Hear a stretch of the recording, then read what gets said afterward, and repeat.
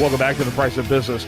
I am your host, Kevin Price, talking to you about you and your business. I got Kathryn Karam here in our program on today. She's with a law firm, KaramImmigration.com, and she's a member of a great organization, the Houston West Chamber of Commerce.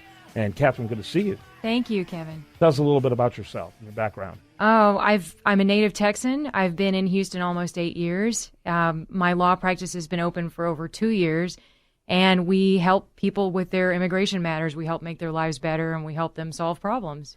Where did you get started here in Texas? I mean, in terms, you said you're a native Texan. Where are you from originally in Texas? I'm originally from San Antonio, and I have been practicing law almost 8 years, and all of that time I've pretty much been in Houston. So I moved here in November of 2007, and I've been here ever since, and I've been practicing immigration exclusively. So a little over 2 years ago, I decided it was time to open my practice and make my brand and my services available to everybody, and it's been a great thing. Where'd you go to law school? I went to University of Texas in Austin. There you go. From that school, yeah. So talk a little bit about how you ended up in the immigration area.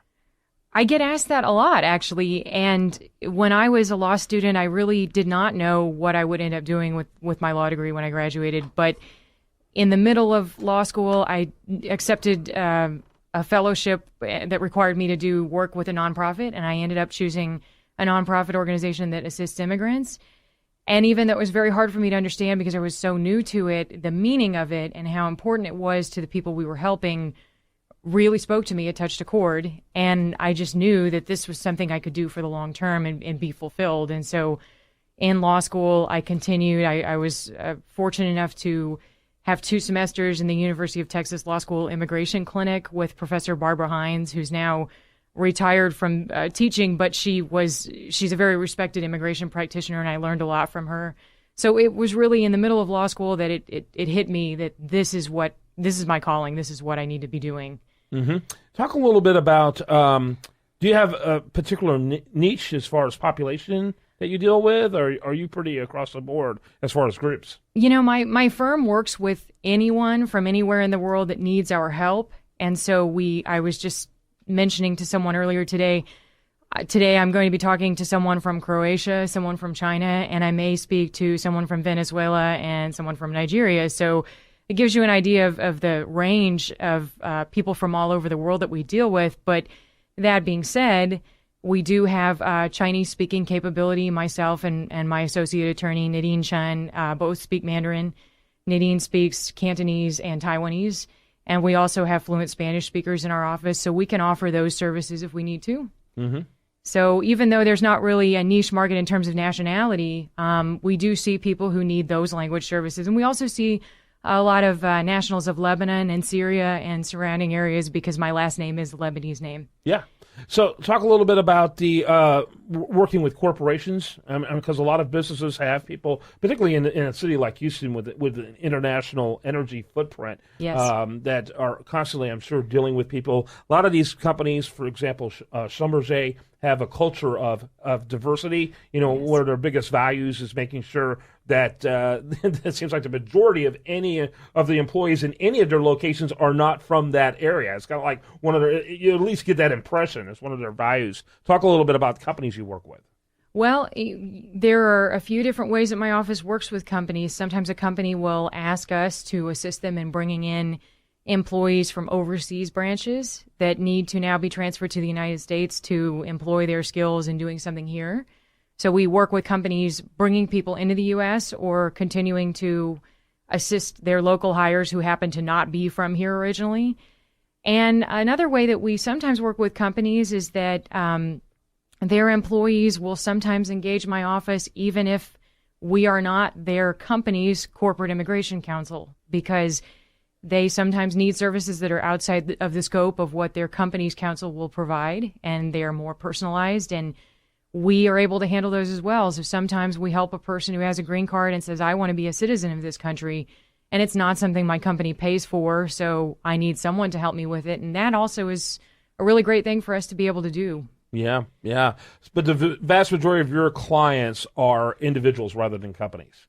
Right now, yes. Yeah. We do represent a few companies, but the vast majority of what we deal with now, it has to do with an individual employee's needs or a person vis-a-vis their family or just their own personal needs. Mm-hmm. Talk a little bit about the environment out there for helping people either obtain citizenship or legal status. What's the environment right now in terms of legally? Our immigration system has a lot of aspects of it that are really outdated. A lot of our laws were written decades ago, and they haven't really been updated or stayed caught up with technology and how easily people move around and collaborate around the world. So that is a challenge for us. But that being said, I've been someone who has loved challenges in my practice from the time I was a new attorney. I've enjoyed challenging cases, and I've enjoyed dealing with difficulty and helping people overcome it. So there are challenges in the system, but that does not stop us from being able to advocate for our clients. And our political environment right now is challenging for the immigration system. We hear a lot of harsh rhetoric about what needs to happen or what can and can't be done. And it's difficult to watch this and wonder how this will play out. But that being said, it still doesn't stop us from doing what we're here to do, which is help people get through this system and solve their problems and get their needs met.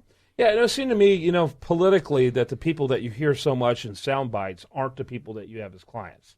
I would think generally. I mean, I could be wrong. She's doing I'm not so sure if that's accurate head bob. But that my impression is that people who have the ability to get an attorney, and are using those kind of services and pursuing legal routes rather than the less legal or illegal routes we hear about, I would think they're different than those who make up the soundbite. Well, I would say that the soundbite is very, very limited because we never hear about expanding our business immigration to include more investors or more job creators.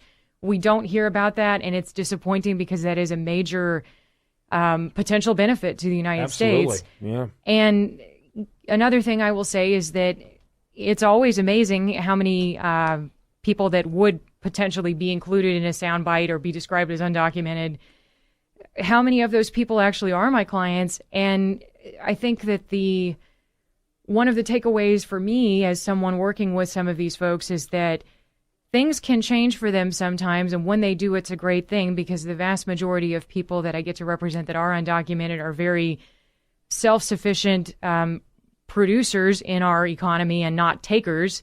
So it's great to be able to help those people get something that allows them to stay here legally. But the other thing, too, is that there is a chunk of the undocumented population that has no avenue to legalize their status, and that's something that, as a specialist in this area, I really want to see that change, because I think that if people are stuck and there's no way to change it, there's no way to get right with the system, as one other attorney I was speaking to put it, it's really very limiting for all of us, because our economy needs some of the people that are here that have no way of legalizing their status. So I really want to see that change, and I'm hoping that that becomes a part of the debate. Yeah, no question about it. And what's interesting is that there are a lot of, we think, I think in a disparaging sort of way, we need all these low-income people to do jobs Americans don't want to do. We hear a lot of that, but we also have a lot of high-skilled jobs that Americans aren't particularly good at in technology areas and those type of things. America lags educationally-wise in a lot of these areas that other countries don't. Right. And I would love to see more access of those people that intellectually will be contributing. Their human capital would be a great intellectual contribution to this country. Demographically, in particular, we've got huge problems in those particular areas. The millennials as a group, aren't going to be major contributors in a lot of those areas that are suffering in engineering fields and technology fields and those type of things. Yet they're all over the world looking for the opportunity to pursue the American dream. And so I'd like to see more of that, actually. Well, I certainly would too. And there is a segment of my practice that deals with high-skilled, highly educated people and assisting them in getting some options to get to or remain in the United States, even where their employer is not inclined or poised to do so. Yeah. Because we do see that sometimes, that employers, have to think of the bottom line and cut costs, and maybe won't necessarily get involved in helping somebody stay here for the long term, but that person may have a lot to contribute. So where the employer is not going to be involved and the person is on their own, sometimes we're able to help with that too. But obviously a systemic change would be a great thing, because right now we're really limited. And I've written about this in the Houston Business Journal and on oilpro.com about how we're limited in the number of professional H-1B visas we have and other options for people. So I also hope this will change too. Kathryn Karam, she is with the Karam immigration firm. That's Karam, Karam, immigration.com. Thanks. Thank you. Good to see you. Also, do want to mention again your friends at Houston West Chamber of Commerce. Great people. Glad that they brought us together. Yes, I love being a member of the chamber. It's been a great thing. I'd encourage anybody who's thinking about it to check it out. Absolutely. hwcoc.org over there. When we come back, much more for you. Do want to remind you, best content here shows up over there at usdatareview.com. And this is The Price of Business.